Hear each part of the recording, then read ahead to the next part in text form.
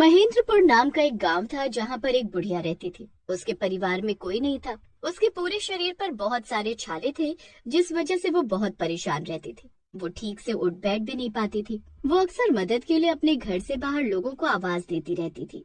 बेटा, मुझे बहुत प्यास लगी है, लेकिन मेरे छालों में बहुत दर्द हो रहा है, इसलिए उठ नहीं पा रही हूँ। तुम मुझे एक गिलास पानी पिला दोगे क्या? भगवान तुम्हारा भला करेगा। अरे तेरा दिमाग खराब हो गया है क्या बुढ़िया? भला मैं तुझे पानी क्यों पिलाऊं? तुझे पानी पिलाया तो तेरी तरह ही मेरे पूरे शरीर में छाले पड़ जाएंगे। मोहन बुढ़िया को दुत्कार कर वहाँ से चला जाता है। बुढ़िया कई लोगों को पानी के लिए आवाज देती है, लेकिन कोई भी उसे पानी नहीं पिलाता। बुढ़िया पूरी रात प्यासी रहती है। अगली सुबह उसके छालों में थोड़ा आराम होता है तो वो उठकर पानी पीती है। इस गांव के लोगों के भीतर तो जरा सी भी दया नहीं है। कोई इतना भी दयालु नहीं कि मुझे एक गिलास पानी ही पिला देता। बहुत भूख लग रही है, राशन वाले के पास जाकर थोड़ा राशन ले आती हूँ। बुढ़िया सरोज राशन वाले के पास राशन लेने के लिए जाती है तो उसे देखकर राशन वाले की दुकान पर खड़े सभी लोग वहाँ से भाग जाते हैं। इन सब लोगों को क्या हो गया बेटा? ये सब यहाँ से भाग क्यों गए? तू तो मुझसे ऐसे पूछ रही है जैसे तुझे कुछ पता ही नहीं। तू जानती है ना, सब गांव वाले तुझसे कितने डरते हैं। तेरी वजह से उन सबको भी छाले हो जाएंगे, फिर भी गांव में घूमती रहती है। अरे अपने घर में टिक कर नहीं बैठा जाता क्या तुझसे? भगवान ने मुझे ऐसा शरीर दिया है, लेकिन कम से कम मुझसे ऐसे बात तो मत करो। इसमें भला मेरी क्या गलती है? और मेरी वजह से किसी और को छाले नहीं होंगे। मेरे पति को कभी मेरी वजह से छाले नहीं हुए, न कभी मेरी सासू माँ को। तो फिर तुम लोगों को मेरी वजह से छाले कैसे हो जाएंगे? अरे हाँ, हम लोगों को तुझसे छाले नहीं होंगे, लेकिन अपने पति और सास की तरह तू हम सबको भी मार देगी। जा यहाँ से। चली जाऊंगी बेटा, लेकिन मुझे बस थोड़ा सा राशन दे दो। मेरे घर में बिल्कुल भी राशन नहीं है। मुझे बहुत जोर से भूख लगी है। एक बार बोला ना, जा यहाँ से। और अगर तूने मुझसे राशन खरीद लिया तो फिर कोई गांव वाला मुझसे राशन नहीं खरीदेगा। राशन वाला सरोज को राशन नहीं देता और उसे धक्के मार कर वहाँ से निकाल देता है। सरोज पूरे दिन अपने घर में भूखी बैठी रहती है। तभी शाम को उसे बाहर से बहुत अच्छी खाने की खुशबू आती है। वो बाहर निकलकर देखती है तो गांव में किसी के यहाँ भंडारा हो रहा था। अरे वाह, गांव में तो भंडारा हो रहा है, जाकर भंडारे में ही खाना खा लेती हूँ। बहुत भूख लगी है। सरोज भंडारे में खाना खाने के लिए बैठ जाती है, लेकिन उसे देखकर लोग तरह तरह की बातें करने लगते हैं। छी छी, ये छालों वाली बुढ़िया यहाँ पर कहाँ से आ गई? अगर इसके साथ बैठकर भंडारा खाया तो हम लोगों के भी पूरे शरीर पर ऐसे ही छाले हो जाएंगे। बुढ़िया, तुझे जरा सी भी शर्म नहीं आती क्या? तुझे कितनी बार बोला है कि हम लोगों से दूर रह कर, लेकिन फिर भी हम लोगों के आसपास भटकती रहती है। खुद जैसी है चाहती है कि बाकी सब भी वैसे ही हो जाए। इसे निकालो यहाँ से। गांव के लोग सरोज को बहुत बुरा भला कहते हैं और सरोज रोती हुई वहाँ से अपने घर आ जाती है। वो बेचारी 2 दिन से भूखी थी। न तो गांव वाले उसे राशन दे रहे थे और न ही उसे समारोह में खाने दे रहे थे। अगले दिन उसकी भूख और ज्यादा बढ़ गई। वो मदद की आस लेकर गांव वालों के घर गई। सरला बेटी, मुझे बहुत भूख लगी है। देखो, तुम मुझे छुओ मत, लेकिन मुझे 2 रोटी खाने के लिए दे दो। तुम जमीन पर 2 रोटी लाकर रख दो तो मैं वो 2 रोटी लेकर चली जाऊंगी। हाय, कितनी बेशरम बुढ़िया है तू। कल रात को तेरी इतनी बेइज्जती हुई, उसके बाद भी मुंह उठाकर यहाँ पर रोटी मांगने के लिए आ गई। इधर आकर मेरे बच्चों को बीमार करेगी क्या? नहीं है मेरे पास तेरे लिए कोई रोटी। सरला सरोज को बेइज्जत करके वहाँ से भगा देती है। लेकिन सरोज को इतनी भूख लगी थी कि वो मदद के लिए सब गांव वालों का दरवाजा खटखटाती है, लेकिन कोई भी गांव वाला उसे खाने को एक रोटी भी नहीं देता। वो बेचारी बुढ़िया भूख से तड़प कर अपना दम तोड़ देती है। अगले दिन जब गांव वालों को ये पता चलता है तो उन्हें इस बात का कोई अफसोस भी नहीं होता और कोई उसका अंतिम संस्कार भी नहीं करता। वो पुलिस स्टेशन में उसके मरने की खबर लिखवाते हैं तो कुछ लोग आकर सेवा भाव से सरोज का अंतिम संस्कार करते हैं। सरोज ने कभी अपने जीवन में किसी के साथ कुछ बुरा नहीं किया था, लेकिन फिर भी लोगों ने उसके साथ ऐसा व्यवहार किया। उन लोगों के कारण सरोज की जान गई, इसलिए सरोज की आत्मा को मुक्ति नहीं मिल पाई और वो छालों वाली। मुझे बहुत तेज भूख लगी है, मुझे अभी के अभी खाना चाहिए।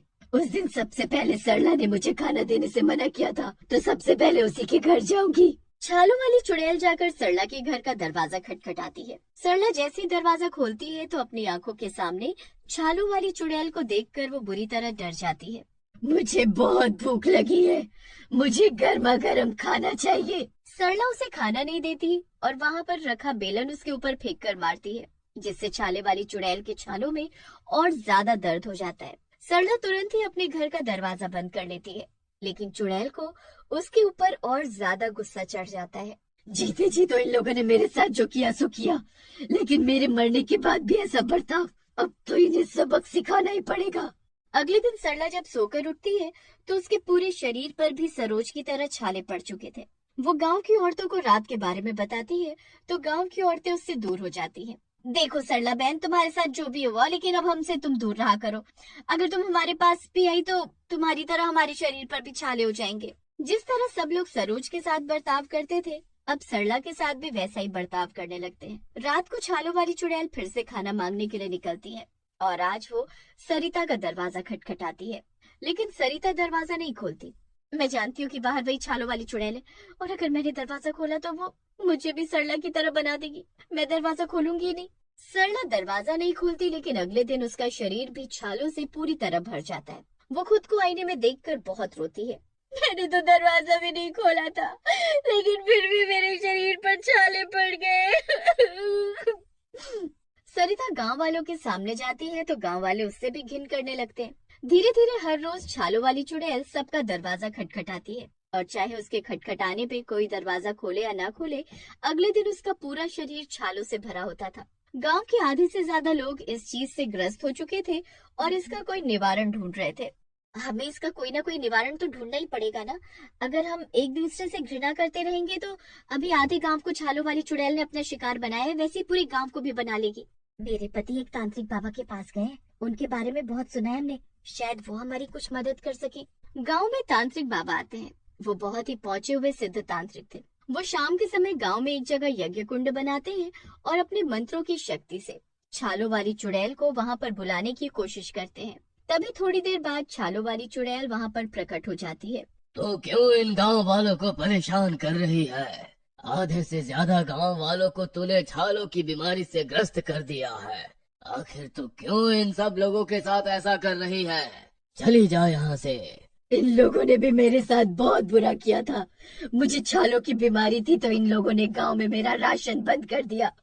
मदद के लिए किसी के घर पर रोटी मांगने गई तो किसी ने मुझे रोटी भी नहीं दी। भूख से तड़प तड़प कर मेरी मौत हो गई और इन लोगों ने तो मेरा अंतिम संस्कार भी नहीं किया। तो आप ही बताइए तांत्रिक बाबा, मैं कैसे इन लोगों को माफ कर दूं? छालों वाली चुड़ैल की सच्चाई सुनकर तांत्रिक बाबा को भी गांव वालों पर बहुत गुस्सा आता है और वो गांव वालों की मदद करने से साफ इनकार कर देते हैं। ऐसा मत कहिए बाबा, अगर आप भी हमारी मदद नहीं करेंगे तो कौन हमारी मदद करेगा? हम लोगों से बहुत बड़ी गलती हो गई, लेकिन हम अपनी गलती सुधारना चाहते हैं। सब गांव वाले तांत्रिक बाबा के पैरों में गिर जाते हैं तो तांत्रिक बाबा कहते हैं, तुमने इसके साथ बहुत बुरा किया, तो अब माफी भी इससे ही मांगो। अगर ये तुम्हें माफ कर देगी तो तुम सब ठीक हो जाओगे। इसके अलावा तुम्हारे पास दूसरा कोई चारा नहीं। इतना बोलकर तांत्रिक बाबा वहां से चले जाते हैं और सब गांव वाले छालों वाली चुड़ैल के पैरों में गिर जाते हैं। वो उससे बहुत माफी मांगते हैं तो वो कहती है कि तुम लोग मेरे जैसे लोगों की सेवा करो। जब तुम उनकी सेवा करोगे तो अपने आप ठीक हो जाओगे। इतना कहकर छालों वाली चुड़ैल वहां से गायब हो जाती है और गांव वाले ऐसी पीड़ा से ग्रस्त लोगों की सेवा करने लगते हैं और धीरे धीरे वो सभी पहले की तरह हो जाते हैं। लेकिन उन्हें इससे एक बड़ी सीख मिली थी कि कभी भी किसी पीड़ित व्यक्ति के साथ ऐसा व्यवहार नहीं करना चाहिए। क्या पता